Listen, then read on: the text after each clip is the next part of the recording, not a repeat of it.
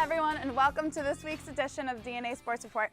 I'm your host, Michelle Mastalone, and with me to tackle this week's topics are our favorite local experts, BSC TV's director, Dave Fess, and director of WBNY Sports, Adam Buchanan. The NHL Playoffs are underway, and the matchups this year have been exciting to watch. The Buffalo Sabres find themselves down 2-1 after another lackluster performance last night. The Bruins appear to have all the momentum going onto the Game 4. Dave, what have you thought of the series so far? Yeah, lackluster. You said it was totally correct. This Sabres team is just continuously getting bullied around. This Boston team is a strong physical team. The Sabres do beat them when it comes to the scoring and their speed skills, but Zdeno Chara is out there throwing his body at them. He's putting his body on the scorers. He's putting his bodies on those playmakers, and the Sabres are doing absolutely nothing to go back there and say, hey, we're not going to take that. They're letting it happen. They're getting bullied around. They're getting physical, and the Sabres are just like, okay, let's do this. Yeah, we'll take it. Anders Sekera, who's not known for fighting, was the only person who went out there and did something about it. And, if Adam Mayer, Paul Gaustad, and Petty Coletta aren't going to go out there and do anything about it, it'll be a short series, and that's why the Sabres will lose a series. If they don't start playing physical, it's going to be only a 6-game series. Don't even get me started on Zdeno Chara, because he's a little punk. Wearing a full face shield because he's got a broken nose. People forget he tried to pick a fight with Gaustad, and then Gaustad manned up and dropped the gloves on him during the regular season, and Chara punked out. Everyone wants to talk that he's some really tall, good defenseman who likes to throw his body around. I'd like to see him throw the gloves off. He's going to instigate with people, but not fight them. Man up, dude. I'm calling you out right now. Man up. Fight these people. Fight Gaustad. Fight Coletta. Don't instigate and back out. But as far as the series goes, I'm going to have to say disappointing would be the word. Ryan Miller, as always, carrying the load. Granted, we've had some injuries. Vanek's been injured. Jochen Hesht with a pinky finger. He had surgery for a second time. But you can't continue to rely on Ryan Miller to do the job for you every time. Granted, it's been close games, one-goal games. Injuries have been a big factor, but, Ryan Miller can't do it all on his own. Vanek needs to step up. What happened to Connolly? He's been nowhere to be seen, so the Sabres have a lot of work ahead of them.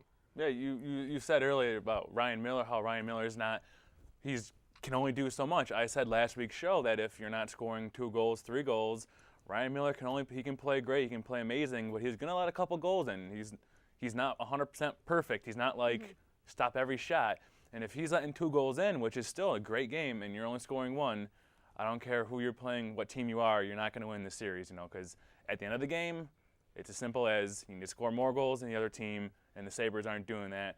And they're playing with absolutely no confidence. They're playing with no hurry up. I don't know. Lindy Ruff needs to really let a fire up in them to get them to play, or there's going to be an early exit, and yeah. Yeah, well, you've seen that some of the players have really stepped up their games for the postseason.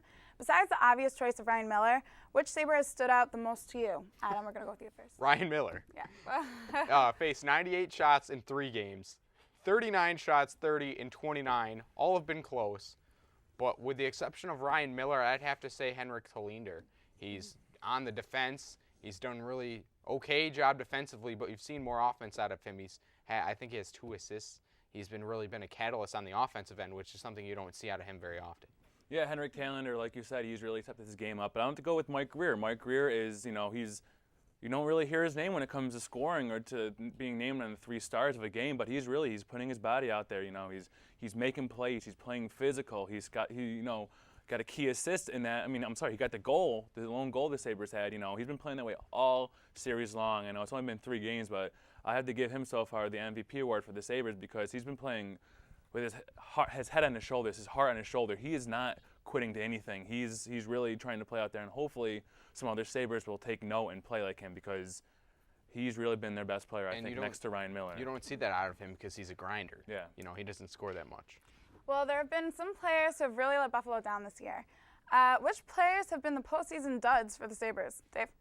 Jason Pominville. Jason Pominville is doing absolutely nothing in the playoffs. He's not getting assists. He's not making any plays. He's taking stupid penalties. He's not doing anything. Yeah, 3 games into the series, there's still a lot to go, but if they don't beat the Bruins, season's over. Jason Pominville needs to step up. Derek Roy had maybe 1 assist. All your goal scorers need to step up. But I think Jason Palmville so far is not living up to the hype that was built for him going into the postseason, Adam. The hype. I'm going to talk about hype right now. I'm going to throw out a name out there that did great in the regular season but has not shown up to play in the playoffs, and that's Tim Connolly.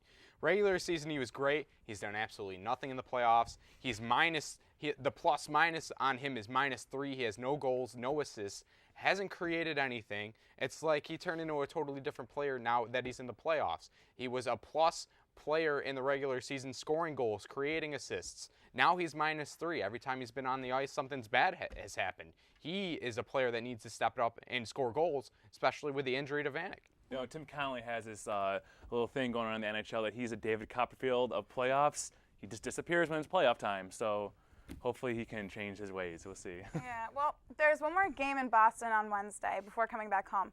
Can the Sabres extend the series, Adam, or is this a one-done team? I hope they can extend the series, but it's really going to come down to this game number 4. You definitely don't want to go down a 3-1 hole, especially with the game being in Boston. A 3-1 deficit is a really hard deficit to overcome, coming back from coming home or not. It's definitely a tough thing. Tuukka Rask is playing really well for Boston. You definitely do not want to go down 3-0 or 3-1 anyway. All right, well, to match the intensity of the NHL playoffs, this year has really brought out the best in the playoff teams. Dave, which other series has really captivated you this year? Oh, without a doubt, I'm going to go out to the West, and I'm going to say Phoenix-Detroit. This game has been living up to its potential. People are saying it's going to be high-scoring game because both these goalies, you know, you have Jimmy Howard over in Detroit, who's a rookie, did great in his regular season, but has no playoff series. He has no playoff behind him. This game is back and forth, back and forth. This scoring, you know, it was game 2 when Phoenix had scored a goal and Detroit would come right back and score a goal. This game is NHL hockey at its best. It's physical. I mean, there's not any fights, but they're throwing their bodies on each other. This is hockey at its best right here in Phoenix and Detroit.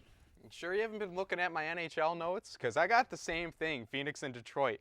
I love Phoenix's makeup, especially going into the playoffs. They got a great goaltender, had a little shaky start in the Olympics, Ilya Bryzgalov. He's a real good goaltender. I like their offense as well. They went out and picked up Wolski from Colorado at the trade deadline. Why I chose Phoenix as a trade deadline winner. Definitely can put the puck in the back of the net. And also Shane Doan, I know he's out for the next game, but he's created a lot of offense for Phoenix as well. He's a player to watch out for. I just love the makeup of their offense. Well, the postseason heroes sometimes aren't the top players. Other times it's the biggest star that rises for the occasion. There have been some good performances so far, but Adam, who has been the best player so far? Oh, man, I hate to say this. It's Sidney Crosby. It's picking up. He's got 7 points for Pittsburgh in this first round. He's got 2 goals and 5 assists. He's doing more creating than he is scoring. But Sidney Crosby comes and picks it up playoff time. That's exactly what you need to do. He's a catalyst team captain, and he's doing what he needs to do for that Pittsburgh team. Yeah, I'm going to agree with you. Sidney Crosby, you know, he's leading points in the series so far with 7. You know, he's doing what he needs to do. And I'm not going to limb and say it's a close race between him and Ryan Miller. Even though the Sabres down a game, Ryan Miller has been the one and only reason this team is still in contention, only down 1 game in the series. And it's a close race, but right now I think Sidney Crosby is your difference maker in the playoffs. All right, well, finally, guys, give us your teams for the semi-round for the playoffs. Dave, you want to start? I'm going to go with it's going to be Pittsburgh-Washington in the semis again in the East, and Detroit and Chicago in the West.